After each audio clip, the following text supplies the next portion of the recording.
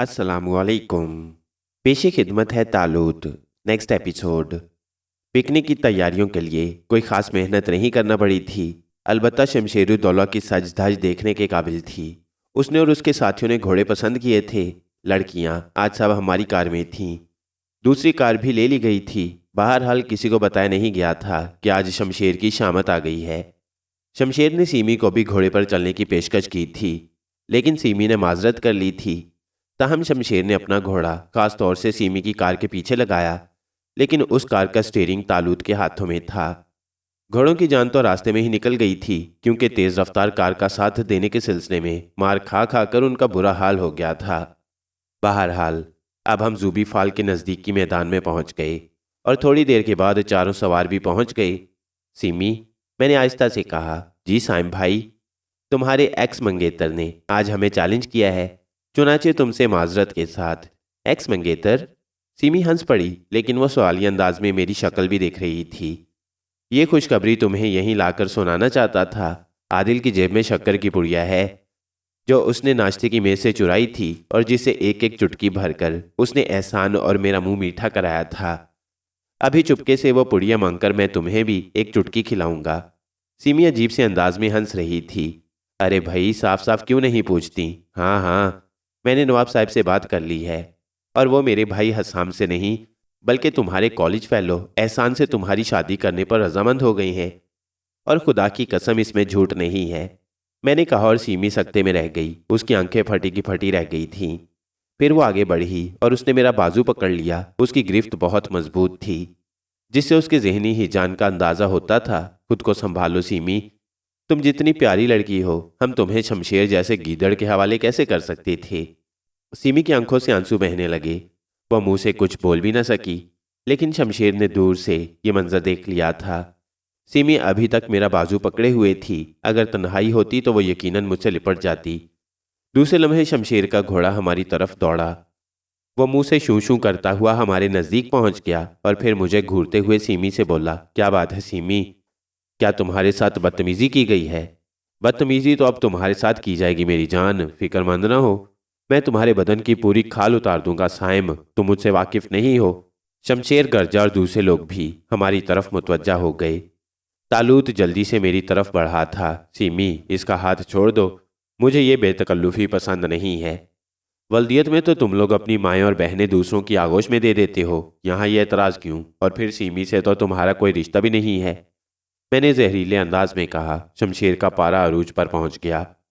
दूसरे लम्हे उसने दांत पीसकर घोड़े को एड़ दी। वो शायद दीवानगी में घोड़ा ही हमारे ऊपर चढ़ा देना चाहता था, लेकिन अचानक एक दिलचस्प तमाशा शुरू हो गया। घोड़ा आगे बढ़ने के लिए जोर लगा रहा था, लेकिन किसी नादीदा हाथ ने उसकी दुम पकड़ रखी थी और वो एकदम आगे नहीं बढ़ सका।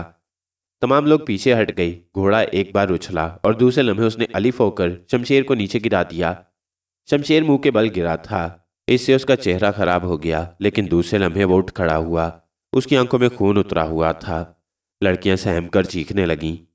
शमशेर के लड़ाकों ने पिस्तौल निकाल लिए थे। शमशेर बहादुर अपने लड़ाकों की मदद से लड़कियों की बेइज्जती करना चाहते हैं, लेकिन किसी को फिक्र करने की ज़रूरत नहीं है, हम लोग मौजूद हैं, तालूत ने होंठ भींच कर कहा, और लड़कियां जोर से चीखने लगीं। यहाँ से तुम्हारी लाशें ही वापस जाएंगी, शमशेर गरजा। सुन लिया तुम लोगों ने, नवाब साहब के सामने गवाही देना होगी। तालूत फिर लड़कियों से बोला और फिर शमशेर से बोला, मैं हुक्म देता हूँ शमशेर कि अपने आदमियों को पिस्तौल फेंकने का हुक्म दो, पकड़ो इसे, गिराकर ज़िबा कर डालो। शमशेर ने तीनों लड़ाकों से कहा और उन्होंने जल्दी से पिस्तौल हॉलिस्ट्रों में रखकर चाकू निकाल लिए। मैं और एहसान आगे बढ़े तो तालूत ने जल्दी से दोनों हाथ उठा दिए।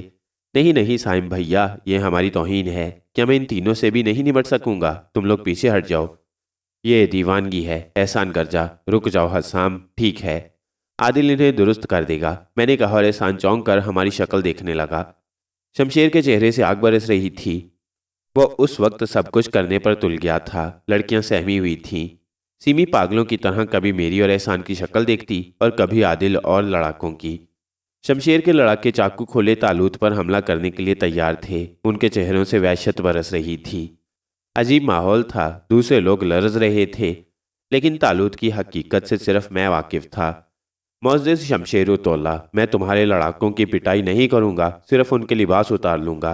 انہیں زوبی فال کے دریا میں 3 غوطے دوں گا اور میرے خیال میں یہی سزا ان کے لیے کافی ہوگی۔ اس کے بعد تمہارے بارے میں فیصلہ کیا جائے گا، ذبح کر دو۔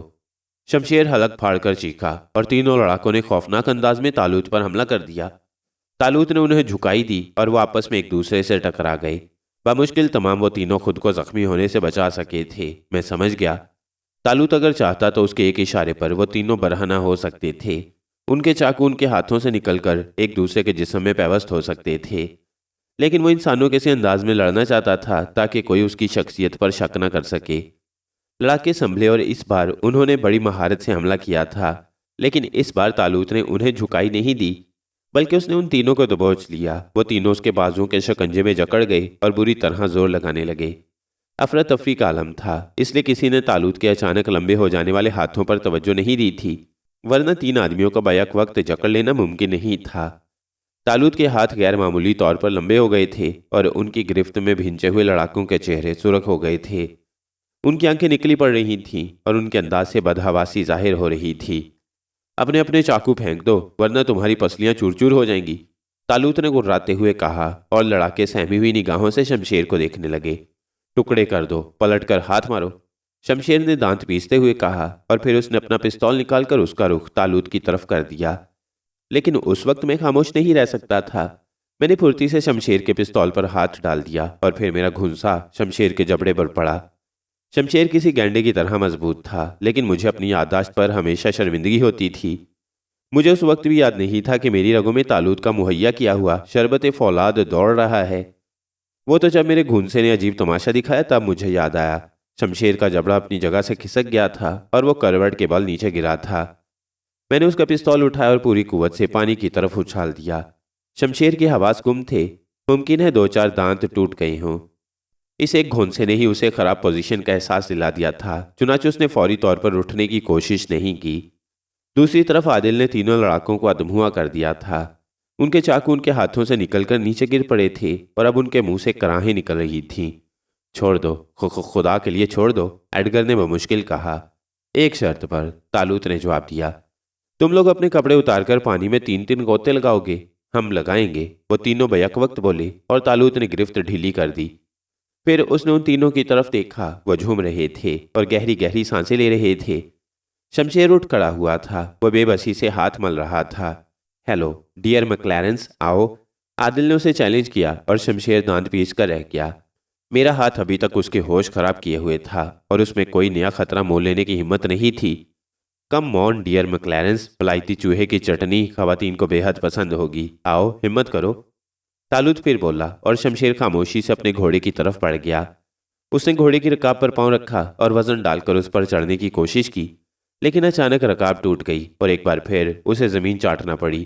گھوڑا الف ہو کر دور ہٹ گیا تھا۔ ایسے نہیں بھاگ سکو گے پیارے بندر، تالوت نے پھر کہا، اور اس بار شمشیر کسی بھینسے کی طرح اس کی طرف لپکا۔ اس نے سر سے ٹکر مارنی چاہی تھی، لیکن تالوت کسی ماہر بل فائٹر کی طرح سامنے سے ہٹ گیا اور شمشیر دور تک دوڑتا چلا گیا۔ پھر اس نے جھک کر ایک پتھر اٹھایا اور پوری قوت سے تالوت پر پھینک مارا، لیکن یہاں بھی تالوت نے ستم ظریفی سے کام لیا۔ پتھر چند فٹ پر گر پڑا تھا۔ ہائے، اس بھینسے جیسے بدن کی یہ نزاکت، بہت تھک گئے ہو پیارے، تالوت بولا اور پھر ایک دم چیخا، ارے تم کہاں بھاگ رہے ہو، رک جاؤ۔ اور شمشیر کے تینوں لڑاکے جو موقع ملتے ہی فرار ہونے کی کوشش کر رہے تھے اس طرح رک گئے جیسے کسی نے ان کی کمر پکڑ لی ہو۔ شرط پوری کیے بغیر تم نہیں بھاگ سکو گے، تالوت مسکراتے ہوئے بولا، اور وہ تینوں گڑ گڑانے لگے، معاف کر دو، بس ایک احسان کرو، پانی بہت ٹھنڈا ہے، مر جائیں گے۔ لڑکیوں کے منہ حیرت سے کھل گئے تھے۔ انہیں شاید ان سانڈوں سے اس بزدلی کی توقع نہیں تھی۔ ان کے پاس پستول موجود تھے، لیکن اب شاید وہ پستول نکالنے کی ہمت بھی نہیں رکھتے تھے۔ تب پھر دوسری شرط پوری کرنا ہوگی، تالوت نے ایک گہری سانس لے کر کہا۔ معاف کر دو شہزادے صاحب، بس ایک بار معاف کر دو، وہ گڑ گڑائے۔ معاف کر دوں گا، لیکن دوسری شرط یہ ہے کہ اپنے اپنے پاؤں سے جوتے اتار کر شمشیر الدولہ کی کھوپڑی پر 5 رسید کر دو، جلدی کرو، ورنہ میں تمہیں اٹھا کر پانی میں پھینک دوں گا۔ تالوت ان کی طرف بڑھا، لیکن ان کے قریب پہنچنے سے پہلے ہی وہ جھکے اور اپنے اپنے جوتے اتارنے لگے۔ کمینوں، ذلیلوں، کتوں، تم میرے جوتے لگاؤ گے؟ شمشیر الدولہ دھاڑا، مجبوری ہے باس، پانی بہت ٹھنڈا ہے، ہم مرنا نہیں چاہتے، ایڈگر نے کہا۔ نمک حرامو، میں آج ہی سے تمہیں اپنی ملازمت سے خارج کرتا ہوں۔ ہم محنت مزدوری کر لیں گے باس، مگر پانی بہت ٹھنڈا ہے۔ وہ ایک جوتا پکڑے آگے بڑھے اور پھر شمشیر دیوانہ ہو گیا، اور اس کے بعد ایک دلچسپ ہنگامہ شروع ہو گیا۔ شمشیر اب طالوت سے یا مجھ سے تو بھیڑنے کی ہمت نہیں کر سکتا تھا، لیکن وہ اپنے آدمیوں پر گھونسے برسا رہا تھا اور وہ لوگ اس کے جوتے لگانے میں کوشاں تھے۔ طالوت نے صرف 5 جوتوں کے لیے کہا تھا، لیکن اب بات بگڑ گئی تھی۔ شمشیر ان پر گھونسے برسا رہا تھا اور وہ جوتے، ایسی حالت میں گنتی کسے یاد رہتی ہے؟ طالوت ہاتھ جھاڑتا ہوا سیمی کے پاس پہنچ گیا تھا۔ کیسا لگ رہا ہے سیمی؟ بہت عمدہ عادل بھائی، اس کمبخت نے مجھے زندہ درگور کر دیا تھا، سیمی نفرت سے بولی، اور دوسری لڑکیاں حیرت سے اس کا منہ تکنے لگیں۔ لڑائی زور و شور سے جاری تھی۔ تب طالوت نے سیمی سے کہا، کیا خیال ہے سیمی، ان لوگوں کو لڑنے دیں، ہم واپس چلیں؟ چلیے۔ سیمی بھی بہت زیادہ موڈ میں تھی۔ چنانچہ ہم واپس اپنی گاڑی کی طرف چل پڑے۔ سیمی کا چہرہ گلنار ہو رہا تھا۔ احسان کی موجودگی سے اس پر ایک انبساط کی کیفیت طاری تھی۔ اسے اب شمشیر یا اس کے ساتھیوں کی کوئی پرواہ نہیں رہ گئی تھی۔ راستے میں کہے ابلتے رہے۔ سب لوگ اس دلچسپ جنگ پر تبصرہ کر رہے تھے۔ اللہ عادل صاحب، جب ان کمبختوں نے آپ پر چاقوں سے حملہ کیا تو میرا تو دم رکتے رکتے رہ گیا، لیکن آپ پتہ نہیں آدمی ہیں یا جن، آپ نے انہیں چوہوں کی طرح دبوچ لیا تھا، روحی نے کہا۔ اور سائم صاحب کے ایک ہاتھ کے بعد شمشیر بہادر نے دور ہی دور رہنے میں عافیت سمجھی۔ اس کے بعد وہ کسی کی ہمت پر قریب آنے کے لیے تیار نہیں تھے۔ میں ہی رہ گیا۔ یارو تم لوگ اسے پکڑ لیتے تو ایک آدھ ہاتھ میں بھی جھاڑ دیتا، ویسے تو میرے اندر ہمت نہیں تھی، احسان نے کہا، اور سب ہنس پڑے۔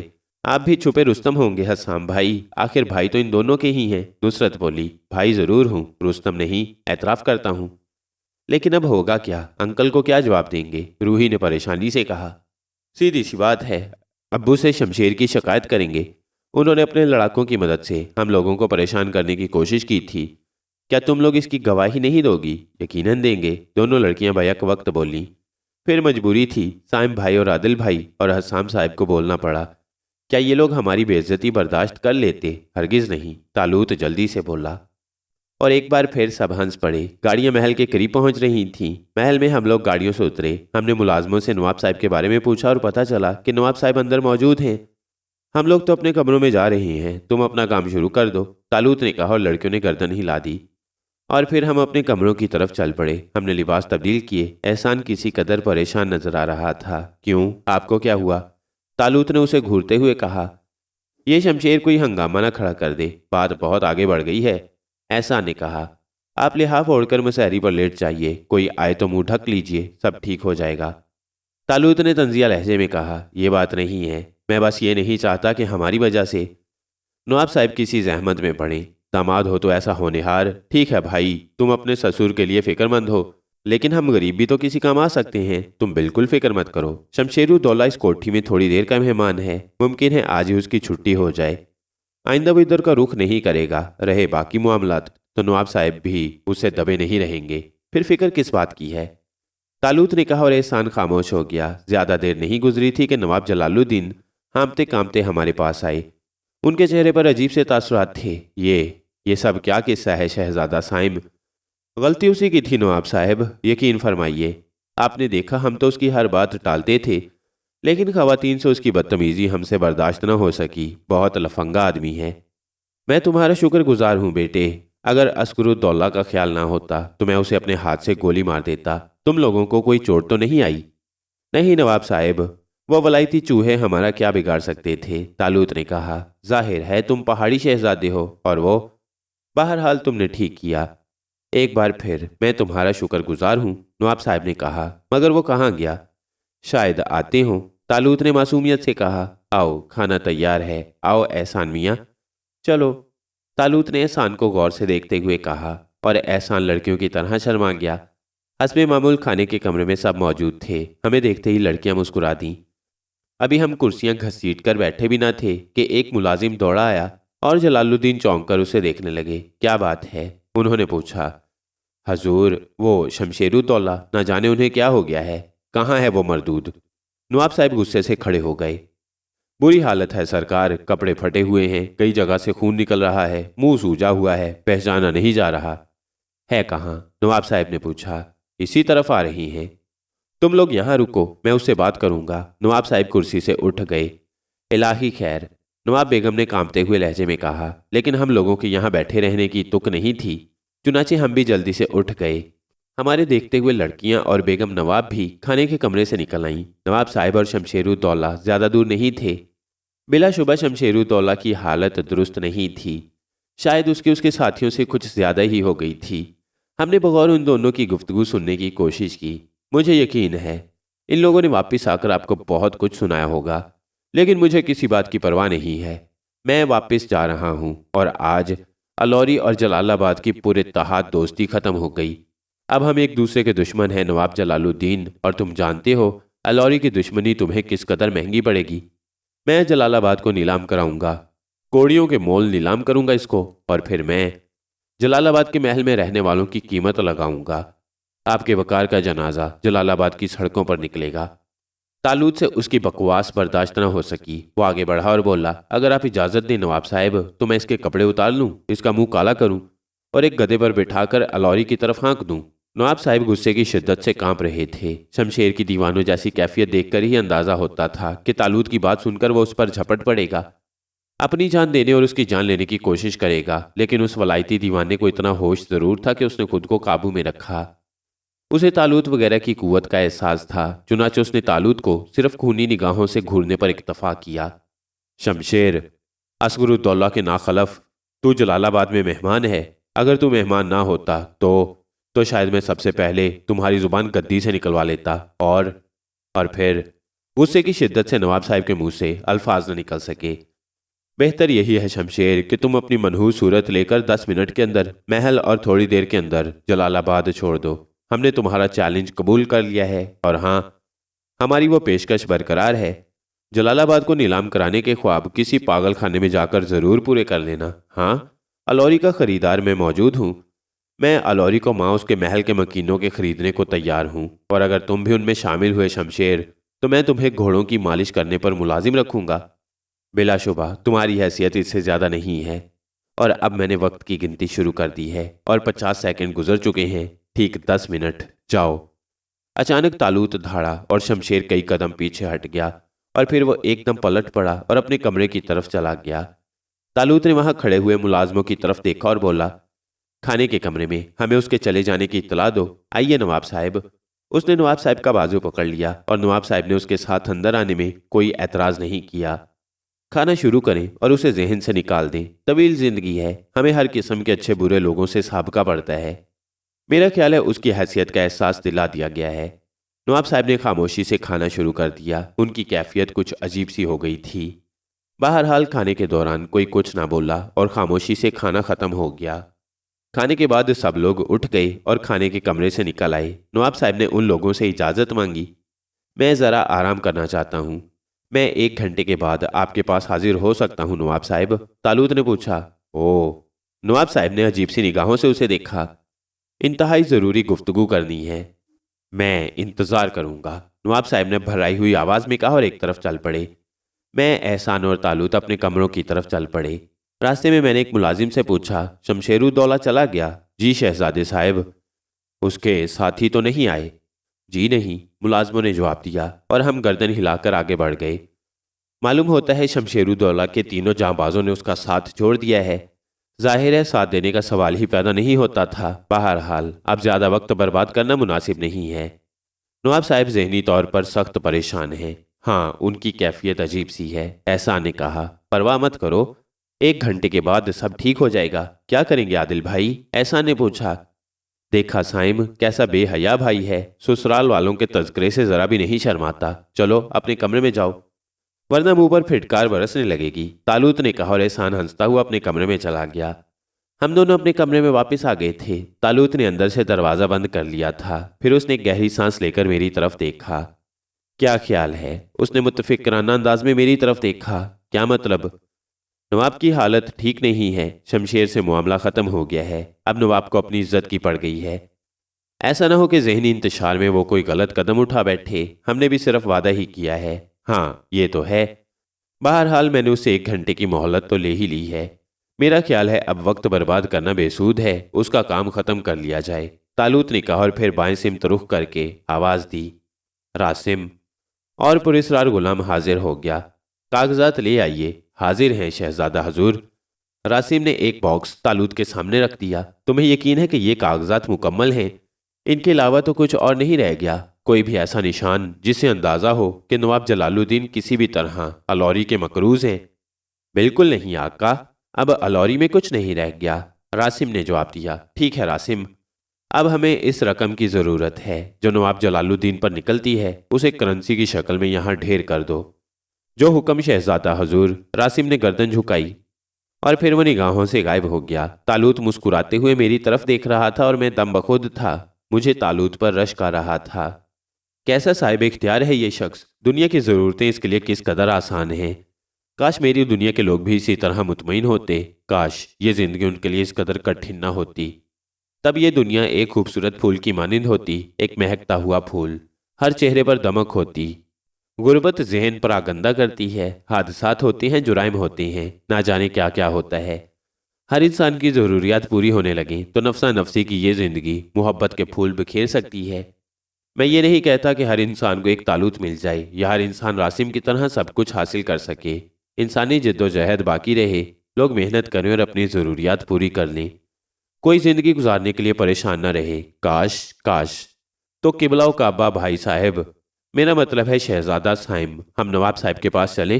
چلو، لیکن کیا ہم یہ کاغذات دیکھیں؟ نہ دیکھنا بہتر ہے، کسی کے رازوں سے واقف ہونے سے کیا فائدہ۔ ٹھیک ہے چلو، میں نے کہا۔ تالوت نے کاغذات کا مقفل صندوق بغل میں دبایا اور میرے ساتھ باہر نکل آیا۔ ہم دونوں نواب صاحب کے کمرے کی طرف چل پڑے اور تھوڑی دیر بعد ہم ان کے کمرے کے دروازے پر دستک دے رہے تھے۔ بیگم نواب نے دروازہ کھولا، ان کے چہرے پر ہوائیاں اڑ رہی تھیں، گالوں پر آنسوؤں کی لکیریں نمایاں تھیں، جنہیں شاید انہوں نے جلدی میں پہنچا تھا۔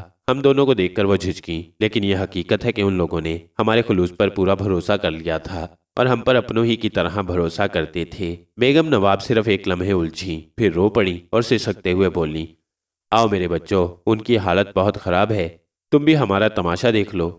وہ دروازے کے قریب سے ہٹ گئیں اور ہم دونوں اندر داخل ہو گئے۔ دروازہ بند کر دیں امی حضور، تالوت نے کہا اور بیگم صاحبہ نے دروازہ بند کر دیا۔ نواب صاحب ایک مسیری پر بے حال پڑے تھے، ان کا سانس دھونکنی کی طرح چل رہا تھا۔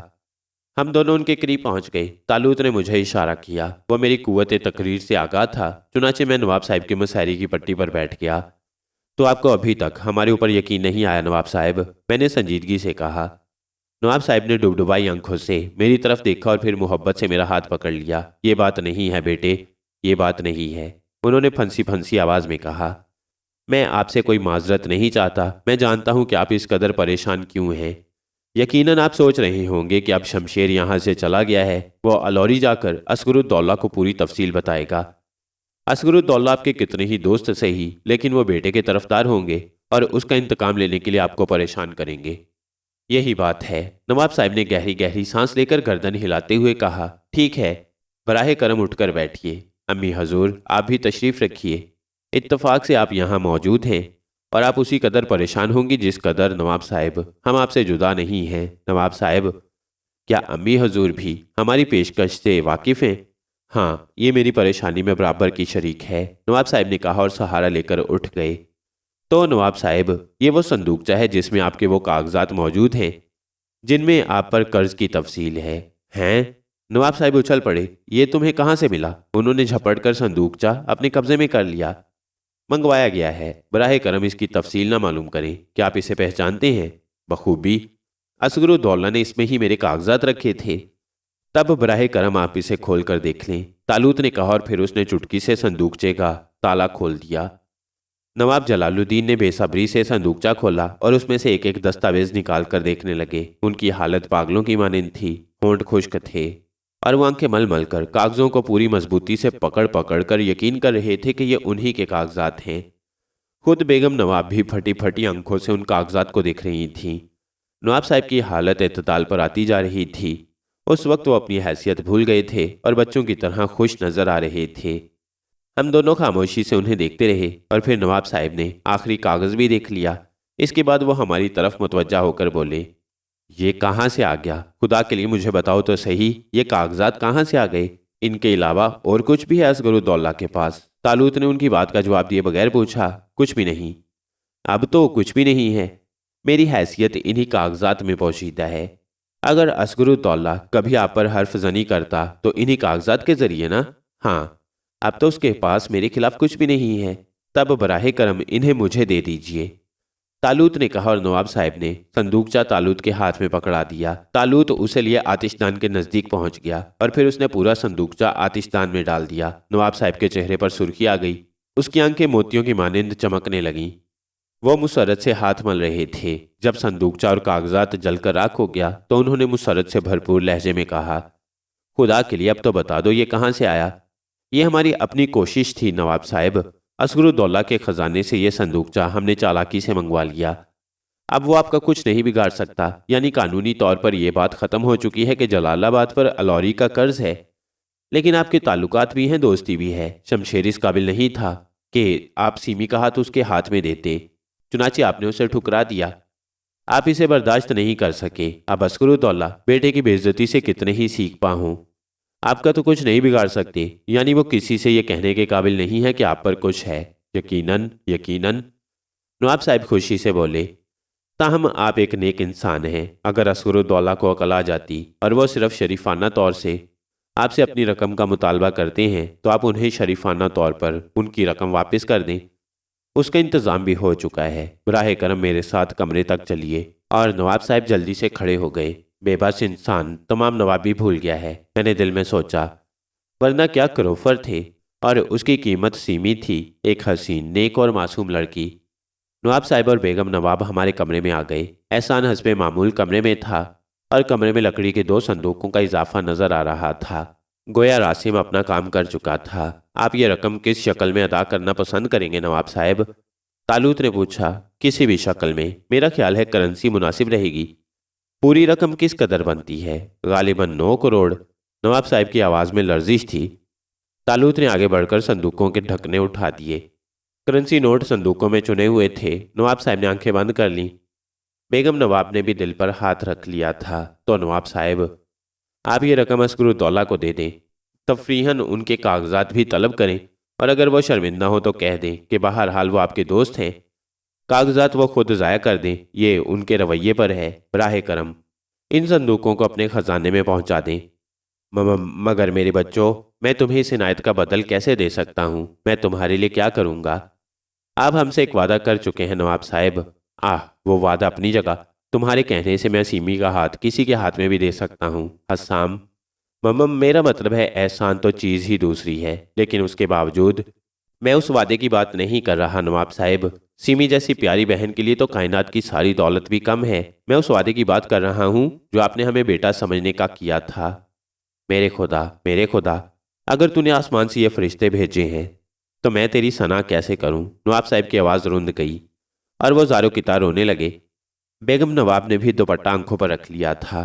تالوت پریشان نگاہوں سے میری طرف دیکھنے لگا۔ خود میری سمجھ میں نہیں آ رہا تھا کہ کیسے ان دونوں کو خاموش کروں۔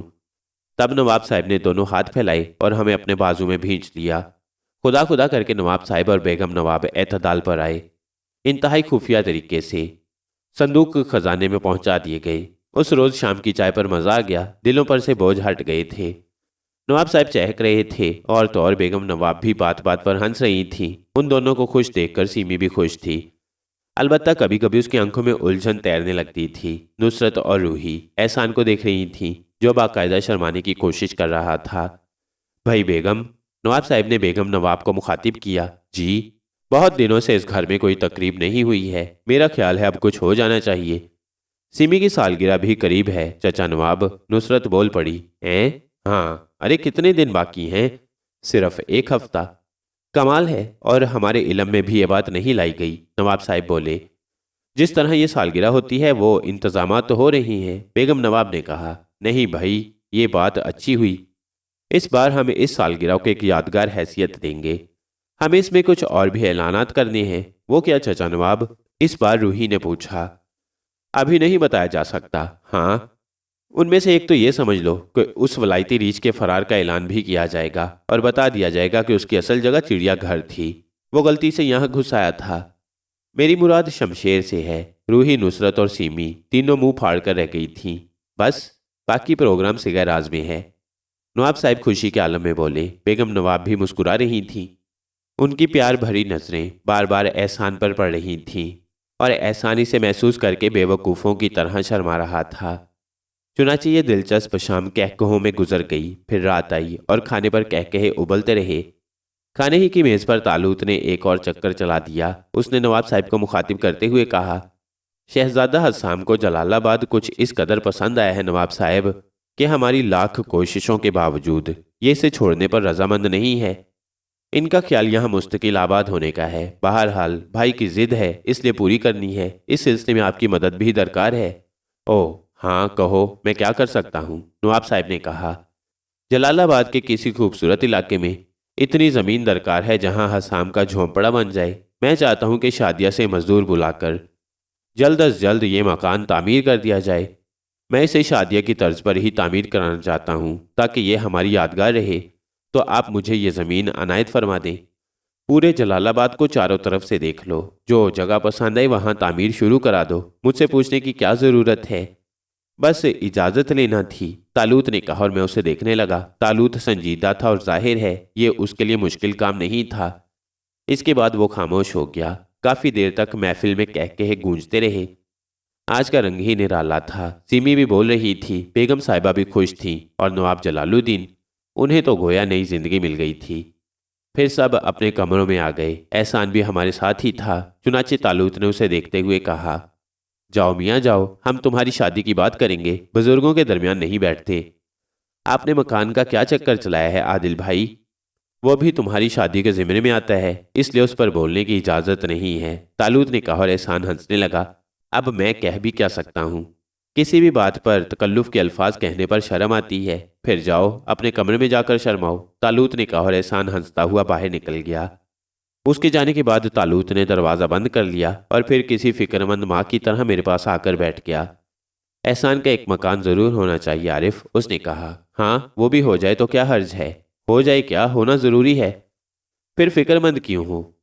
یار اس قصے کو جلد از جلد نمٹانا چاہتا ہوں۔ مکان تو ایک رات میں بھی تعمیر ہو سکتا ہے، لیکن پھر ان لوگوں پر ہماری کلئی کھل جائے گی۔ یہ لوگ کسی طور اس قدر جلد تعمیر کو تسلیم نہیں کریں گے، یہ بھی درست ہے۔ پھر کیا کیا جائے؟ پہلے یہ بتاؤ اس کے لیے کون سی جگہ منتخب کی جائے؟ زوبی فال کا علاقہ بے حد خوبصورت جگہ ہے۔ مکان بھی اپنی مرضی کے مطابق بنواؤ گے؟ ظاہر ہے۔ تب پھر کل نواب صاحب سے کہہ دو کہ شادیہ اطلاع کرا دی جائے، مزدور پہنچنے والے ہوں گے۔ اب یہ خطرہ تھوڑا بہت تو مول لینا ہوگا، کئی باتیں ایسی ہو چکی ہیں، مثلاً بھائی الوری کے خزانے سے نکل آنے والے کاغذات، اتنی دولت کا ایک دم آ جانا، جبکہ شادیہ کے دوسرے لوگوں کو واپس کیا جا چکا ہے۔ نواب صاحب نے خوشی کی زیادتی کی وجہ سے یہ سب کچھ نہیں سوچا ہے۔ جس وقت سوچیں گے انہیں شدید حیرت ہوگی۔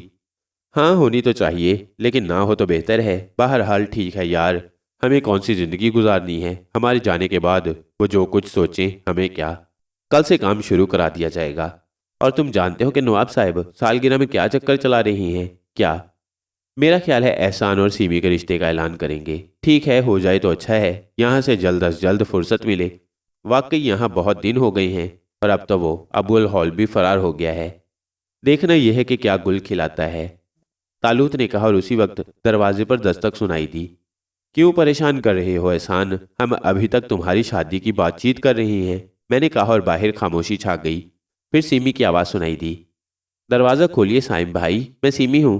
اوہ، طالوت نے گردن ہلائی اور میں نے آگے بڑھ کر دروازہ کھول دیا۔ تشریف لائیے، میں ایک گہری سانس لے کر بولا اور سیمی ہنستی ہوئی اندر آ گئی۔ کیا گفتگو ہو رہی ہے؟ وہ بے تکلفی سے ایک کرسی پر بیٹھ گئی۔ تمہارے شرمانے والی، طالوت نے کہا۔ آپ مجھے بھگانا چاہتے ہیں عادل بھائی؟ سیمی نے ٹھنکتے ہوئے کہا۔ جی نہیں، فرمائیے کیسے تشریف لائیں؟ طالوت بولا، میں جاننا چاہتی ہوں کہ آج اچانک ہمارے گھر میں زندگی کیسے لوٹ آئی؟ سیمی نے کہا۔ زندگی سے معلوم کیجیے، طالوت نے کہا۔ وہ بھی خاموشی سے مسکرائی جا رہی ہے، کچھ بتاتی نہیں، سیمی نے کہا۔ کان پکڑ کر 2 تھپڑ لگا دیں، ٹھیک ہو جائے گی۔ پلیز سائم بھائی، آپ نہیں جانتے کہ آج مجھے کیا مل گیا ہے۔ ابو کے چہرے کی اس مسکراہٹ پر میں 100 بار مرنے کے لیے تیار ہوں۔ مجھے اس کی وجہ معلوم ہو جائے تو بڑی شکر گزار ہوں گی، سیمی نے لجاجت سے کہا۔ تو سنیے سیمی صاحبہ، آج سے آپ ہمیشہ کے لیے شمشیر کے چنگل سے آزاد ہو گئی ہیں۔ نواب صاحب کی جس قدر الجھنیں تھی دور ہو گئی ہیں، اور اب سالگرہ کی تقریب میں آپ کی شادی احسان کے ساتھ ہونے کا اعلان کر دیا جائے گا، اور ہم آپ کے سسرال کے لیے زوبی فال کا انتخاب کر رہی ہیں۔ وہاں آپ کے لیے کالی شان مکان کی تعمیر کل سے شروع ہو جائے گی۔ اور کچھ؟ واللہ عادل بھائی، سمی سچ مچ شرما گئی، لیکن وہ اٹھ کر گئی نہیں تھی۔ کئی منٹ کے بعد اس نے گردن اٹھائی۔ ہاں ہاں، اب تم شکریہ کے الفاظ کہہ کر مجھے بے وقوف بناؤ۔ میں کہتا ہوں اپنی شادی کی خبر سن کر تو بھاگ جاؤ، دوپٹہ بھی منہ میں دبانا چاہیے، مگر تم… عادل بھائی، سیمی نے گردن جھکاتے ہوئے کہا، ارے میرا تمہارا سسرال کا رشتہ بھی تو ہے، ٹھہرو احسان کو بلاتا ہوں، تالوت نے اٹھتے ہوئے کہا، اور سیمی جلدی سے اٹھ کر ہنستی ہوئی باہر بھاگ گئی۔ تالوت نے جھپٹ کر دروازہ بند کر دیا تھا، پھر وہ دروازے سے ٹک کر گہری گہری سانسیں لینے لگا۔ مجھے اس کی اداکاری پر ہنسی آ رہی تھی۔ دوسری صبح حسب توقع تھی، سب خوش و خرم تھے۔ سیمی ہم دونوں کی طرف دیکھتی تو اس کے ہونٹوں پر مسکراہٹ دوڑ جاتی۔ نواب صاحب بھی خواب کی سی کیفیت میں تھے۔ ناشتے پر ہی تالوت نے نواب صاحب سے اجازت مانگی۔ میں حسام میاں کے مکان کی تعمیر کے سلسلے میں ضروری انتظامات کرنا چاہتا ہوں نواب صاحب، اس لیے آج کے دن مجھے اجازت درکار ہے۔ او، جگہ کا انتخاب کرنا ہے؟ نواب صاحب نے پوچھا۔ جگہ کا انتخاب تو کر لیا، زوبی فال کا علاقہ آج سے ممنوع قرار دیا جائے گا۔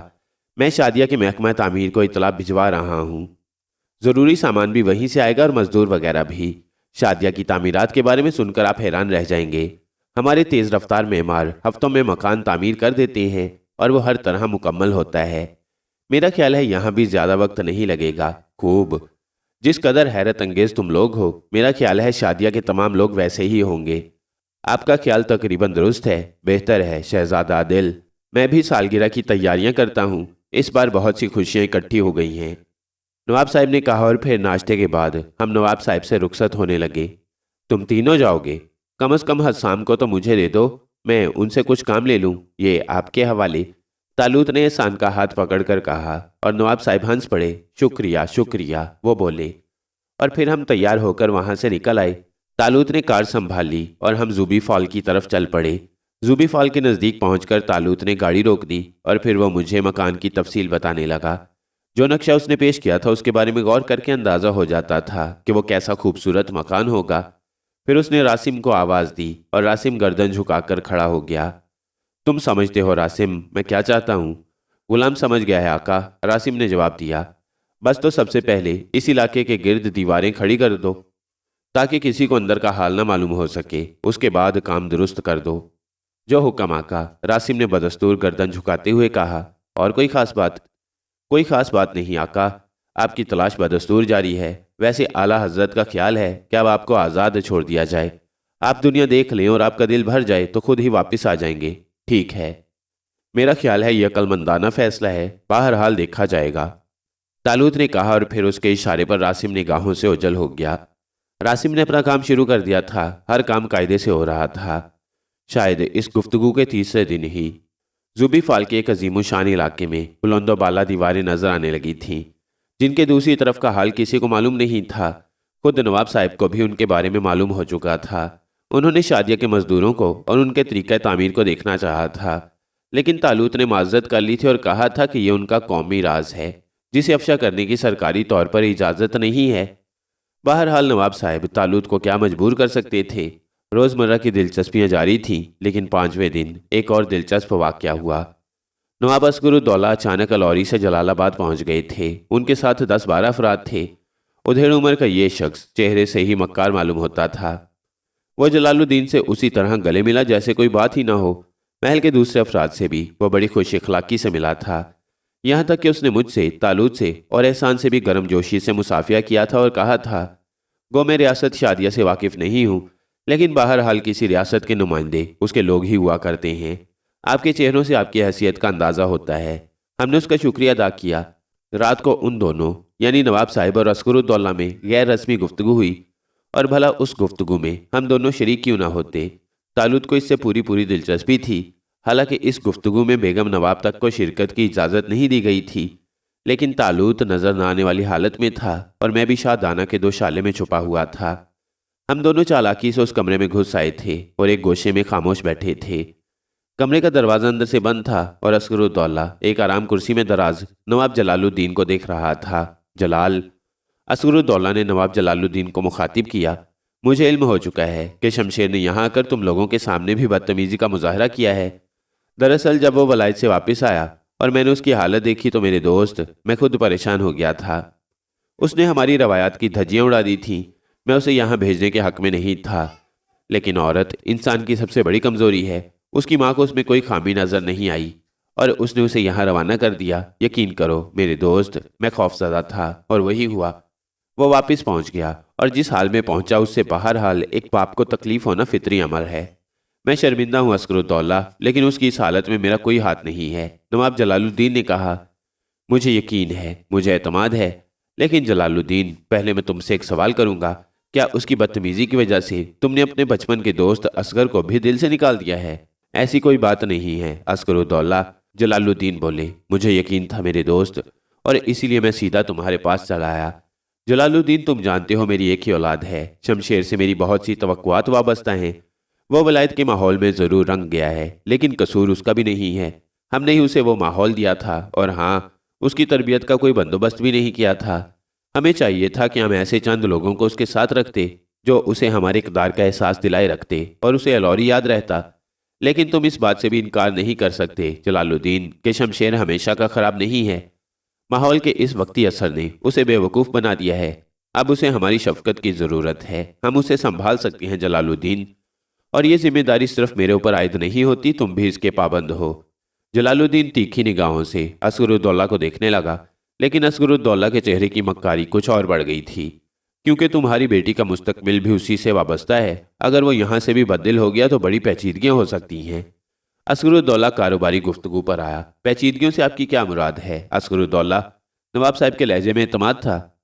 تم انہیں سمجھتے ہو جلال الدین، مجھ سے کیوں کہلوانا چاہتے ہو؟ ہمارے تمہارے مابین ایک سمجھوتا ہوا تھا۔ جب تمہارے اوپر مالی مشکلات کا دباؤ پڑ گیا تو میں نے تمہاری مدد کی تھی، لیکن یہ مداد مشروط تھی، یعنی تم جلال آباد کی تمام تر حیثیت اپنی بیٹی سیمی کو دے دو گے۔ بظاہر وہ جہیز ہوگا، لیکن دراصل ہماری دوستی بھی ہے، اس لیے میں ایسا کوئی لفظ نہیں کہنا چاہتا جو اس دوستی میں رخنہ انداز ہو۔ تم بکواس کرتے ہو عسکرالدولہ، میں نے ایسی کوئی شرط نہیں مانی تھی۔ نواب صاحب بگڑ گئے۔ الفاظ دوسرے تھے، لیکن مفہوم، کیا تم اسے انکار کرو گے؟ عسکرالدولہ نے مسکراتے ہوئے کہا، لیکن عسکرالدولہ، شمشیر اب اس معیار سے انتہائی درجے گر گیا ہے جو میں اپنی بیٹی کے شوہر کے لیے متعین کر چکا ہوں۔ میں اور میری بیٹی اسے کسی طور قبول نہیں کر سکتے۔ میں تمہیں مجبور نہیں کروں گا جلال الدین، یہ تو خوشی کے سودے ہیں۔ شمشیر اب خود اس کے لیے تیار نہیں ہے، لیکن میں سمجھتا ہوں عسکرالدولہ تم کیا کہنا چاہتے ہو۔ میں تمہارے قرض کی ادائیگی کے لیے تیار ہوں، جلال الدین نے بھی مسکراتے ہوئے کہا، اور عسکرالدولہ اچھل پڑا۔ کیا مطلب؟ یعنی کہ کیا مطلب؟ میں نے جو کچھ کہا ہے اس کا وہی مطلب ہے عسکرالدولہ۔ کیا قرض کے کاغذات تم اپنے ساتھ لائے ہو؟ کاغذات؟ مگر ان کی کیا ضرورت تھی؟ عسکرالدولہ کسی قدر بوکھلا گیا تھا۔ اس کا خیال تھا کہ اس کے سخت رویے سے جلال الدین اس کے قدموں میں آ گرے گا، لیکن جلال الدین کے تو تیور ہی دوسرے تھے۔ رہی کاغذات کی بات تو ناممکن تھا کہ عسکرالدولہ جیسے چھچھورے آدمی نے بغیر کاغذات کا جائزہ لیے یہاں آنے کی کوشش کی ہو، اور اسے معلوم ہو چکا تھا کہ کاغذات اب اس کے قبضے میں نہیں ہیں۔ کیوں؟ اگر میں شمشیرالدولہ سے سیمی کی شادی نہ کروں تو کیا تم اپنا قرض وصول نہیں کرو گے؟ نواب صاحب بدستور مسکراتے ہوئے بولے، قرض ایک الگ حیثیت رکھتا ہے جلال الدین، ہماری دوستی بھی تو ہے۔ سوچ لو عسکرالدولہ، کیا کہہ رہے ہو؟ پہلی بات درست تھی، یا جو اب کہہ رہے ہو وہ درست ہے؟ ابھی چند منٹ قبل ہی تم شرط کا تذکرہ کر چکے ہو۔ اور عسکرالدولہ کو پسینے چھوٹ گئے۔ وہ ہونکوں کی طرح جلال الدین کی شکل دیکھ رہا تھا، لیکن پھر وہ جلد ہی سنبھل گیا اور نئے پینترے بدلنے لگا۔ اس نے گہری سانس لے کر کہا، تم میری ایک بات کا جواب دو جلال الدین، خوب سوچ سمجھ کر۔ میں حاضر ہوں عسکرالدولہ۔ کیا تم کسی بھی حیثیت میں شمشیر کو داماد نہیں بنا سکتے؟ اس چھچھورے اور ذلیل لڑکے کو اب جلال آباد میں قدم رکھنے کی بھی اجازت نہیں دے سکتا۔ آپ داماد بنانے کی بات کر رہی ہیں، اس کے انجام سے واقف ہو؟ عسکرالدولہ نے کہا، واقف ہونا چاہتا ہوں۔ جلال الدین زہریلے لہجے میں بولے، میں تم سے اپنی رقم کا مطالبہ کروں گا، اور اس کا تخمینہ 9 کروڑ تک پہنچتا ہے۔ مجھے علم ہے، کیا تم ادا کر سکو گے؟ تم مطالبہ کرو، اس کے بعد سوچوں گا، جلال الدین نے کہا۔ کیا مطلب؟ عسکرالدولہ کے حساب پھر جواب دینے لگے، میں یہی معلوم کرنا چاہتا ہوں عسکرالدولہ، کیا تم قرض کے کاغذات ساتھ لائے ہو؟ اگر لائے ہو تو حساب کرو اور اپنی رقم لے لو۔ شمشیر کا سلسلہ ہمیشہ کے لیے ختم ہو گیا ہے، اب ایسی کوئی بات نہیں ہوگی۔ اگر کاغذات نہیں لائے ہو تو منگوا لو یا وہاں جا کر بھیج دو۔ عسکرالدولہ کا سانس پھول رہا تھا، اس کی حالت بگڑ گئی تھی۔ پھر اس نے ڈوبی ہوئی آواز میں کہا، جلال الدین، کاغذات کہیں گم ہو گئے ہیں، وہ اب میرے پاس نہیں رہے ہیں۔ کاغذات کی غیر موجودگی میں تمہارا قرض کیسے ادا کر سکتا ہوں عسکرالدولہ؟ نواب جلال الدین بولے۔ میں برباد ہو جاؤں گا جلال الدین، میں خودکشی کر لوں گا۔ خود الوری کی مالی حالت زیادہ درست نہیں ہے، میں نے جلال آباد کے بھروسے پر بہت سے قرضے لے رکھے ہیں، الوری بک جائے گا۔ عسکرالدولہ نے کانپتے ہوئے کہا، ایسی صورت میں تم میری دوستی آزما سکتے ہو عسکرالدولہ۔ شمشیر اگر فطرتاً ٹھیک ہوتا تو میں خوشی سے سیمی کو اس کے حوالے کر دیتا، لیکن وہ راستے سے بھٹک چکا ہے۔ میری دعا ہے کہ وہ صحیح راستے پر آ جائے اور تمہارے دل کی ٹھنڈک بنے۔ رہی اس قرض کی بات جو میں نے تم سے لے لیا ہے، تو کاغذات کی غیر موجودگی میں بھی اسے ادا کرنے کو تیار ہوں، تم اسے لے کر جا سکتے ہو۔ عسکرالدولہ نے گردن جھکا دی، اب اس کے پاس کہنے کے لیے کچھ نہیں رہ گیا تھا، اور دوسرے دن صبح ناشتے کے بعد عسکرالدولہ روانہ ہو گیا۔ نوٹوں سے بھرے ہوئے باکس وہ اپنے ساتھ لے گیا تھا، اور اس طرح یہ مسئلہ بھی حل ہو گیا تھا۔ نواب جلال الدین گویا پھر سے جوان ہو گئے تھے، ان کے چہرے کی چند جھریاں بالکل غائب ہو گئی تھیں، یہاں تک کہ وہ دن آ گیا جب سیمی کی سالگرہ تھی۔ سالگرہ کا اہتمام شاندار کیا گیا تھا، پورے محل کو دلہن کی طرح سجا دیا گیا تھا، پورا جلال آباد مدعو تھا، ہم لوگ بھی اچھی طرح سجے بنے تھے۔ سالگرہ کی تقریبات شروع ہو گئی تھیں اور انتہائی شاندار پیمانے پر انجام پا گئیں۔ شہر بھر کی دعوت کا بندوبست کیا گیا تھا، یہاں تک کہ عام مہمان رخصت ہو گئے۔ چند مخصوص دوستوں کو نواب جلال الدین نے روک لیا تھا، ان کی بیگمات بھی موجود تھیں۔ تب جلال الدین نے کھڑے ہو کر کہا، معزز دوستو، اس تقریب سعید میں ایک اور اہم تقریب کا اضافہ کیا گیا ہے۔ گو یہ تقریب بے حد اہم ہے، لیکن اس کا انتظام نہایت سادگی سے کیا گیا ہے۔ شہزادہ سائم، شہزادہ عادل سے آپ لوگ واقف ہیں، یہ ان کے دوست احسان ہیں۔ ان دونوں شہزادگان کی درخواست پر میں نے احسان میاں کے ساتھ سیمی کا رشتہ منظور کر لیا ہے، چنانچہ میری طرف سے احسان میاں کو منگنی کی انگوٹھی پہنائی جائے گی۔ نصرت، منگنی کی رسم ادا کرو۔ نواب صاحب نے کہا، اور میں نے چونک کر تالوت کی طرف دیکھا۔ میں نے پہلے ہی کہہ دیا تھا، تالوت آہستہ سے بولا، لیکن فکر مت کرو، انگوٹھی میری جیب میں موجود ہے، تالوت نے جواب دیا۔ نصرت نے احسان کو انگوٹھی پہنا دی، سیمی کا چہرہ گلنار ہو گیا تھا اور احسان کا سانس بھی پھولا ہوا تھا۔ مہمانوں کی جانب سے مبارکباد کی آوازیں ابھریں، تب نواب صاحب پھر بولے، اور یہ دوسری انگوٹھی خود شہزادہ عادل احسان میاں کی طرف سے اپنی ہونے والی بھاوج کو پہنائیں گے۔ نواب صاحب نے دوسری انگوٹھی سونے کی تشتری میں رکھ کر تالوت کو پیش کی، اور تالوت اپنی جگہ سے اٹھ گیا۔ اس نے پہلے نواب صاحب کی دی ہوئی انگوٹھی سیمی کو پہنائی، پھر اپنی جیب سے ایک عجیب و غریب پتھر کی انگوٹھی نکال کر اسے بھی سیمی کی انگلی میں ڈال دیا۔ اس پتھر سے ہفت رنگ شعائیں خارج ہو رہی تھیں، اور عجیب کیفیت تھی اس روشنی کی، اسے دیکھ کر ذہن سونے لگتا تھا۔ نواب صاحب نے جھک کر اس دوسری انگوٹھی کو دیکھا اور پھر خشک ہونٹوں پر زبان پھیر کر رہ گئے۔ بہرحال منگنی کی رسم بھی انجام پا گئی اور مہمان رخصت ہونے لگے۔ عادل، میں اور احسان نواب صاحب کے ساتھ مل کر مہمانوں کو رخصت کر رہے تھے۔ آخر میں صرف گھر کے لوگ رہ گئے۔ نواب صاحب نے میرے اور عادل کے کندھوں پر ہاتھ رکھا اور ایک طرف لے گئے۔ ایک بات کا مجھے احساس ہو رہا ہے عادل میاں، انہوں نے کہا۔ کیا نواب صاحب؟ عادل نے پوچھا۔ دراصل منگنی کا خیال میں نے صرف اپنے ذہن تک محدود رکھا تھا، میرا خیال تھا کہ میں اچانک اعلان کر کے سب کو چونکا دوں گا۔ اسی خیال کے تحت میں نے دونوں طرف کی انگوٹھیاں خود مہیا کر لی تھیں۔ تمہیں اس بات پر کوئی اعتراض تو نہیں ہوا؟ نہیں نواب صاحب، اعتراض کیسا؟ میں اگر خود فطری طور پر مہیا نہ کر سکتا تو آپ سے کہتا، عادل نے کہا۔ پھر تم نے وہ دوسری انگوٹھی، وہ دراصل میں نے اس کا فیصلہ اپنے دل میں کیا تھا، وہ میری خوشی تھی نواب صاحب، آپ اسے کسی رد عمل کا نتیجہ نہ سمجھیں۔ میں مطمئن ہو گیا، نواب صاحب نے ہنستے ہوئے کہا، پھر بولے، مگر بھائی عجیب پتھر ہے، اسے دیکھ کر عجیب سا احساس ہوتا ہے جیسے نیند آ رہی ہو۔ نایاب ہے، سنگ خفتہ کہلاتا ہے، بڑی خصوصیت کا حامل ہے۔ بہرحال سیمی بہن کے سامنے اس کی کوئی حیثیت نہیں ہے، عادل نے سیمی کے قریب آنے پر کہا۔ سیمی شرمائی ہوئی نگاہوں سے انہیں دیکھ رہی تھی۔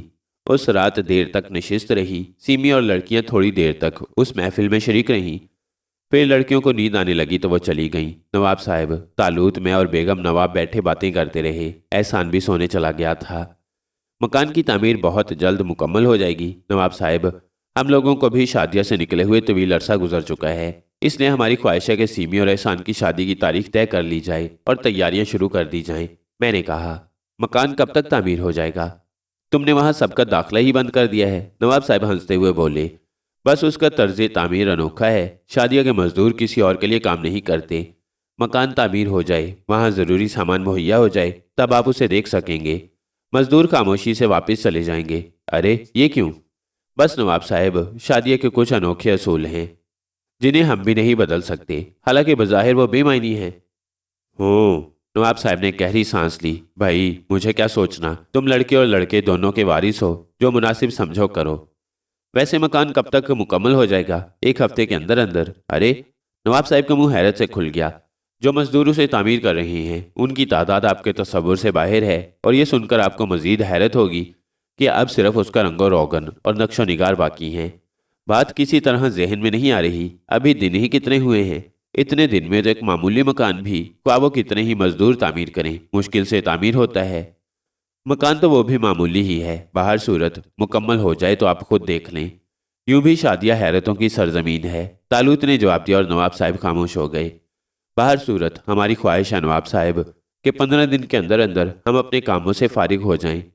بھائی میں تمہارے کسی معاملے میں دخل انداز نہیں ہوں گا، میں تو سوچ رہا ہوں کہ تمہارے چلے جانے کے بعد کیا ہوگا، تم تو ہماری زندگی کا ایک جزو بن گئے ہو۔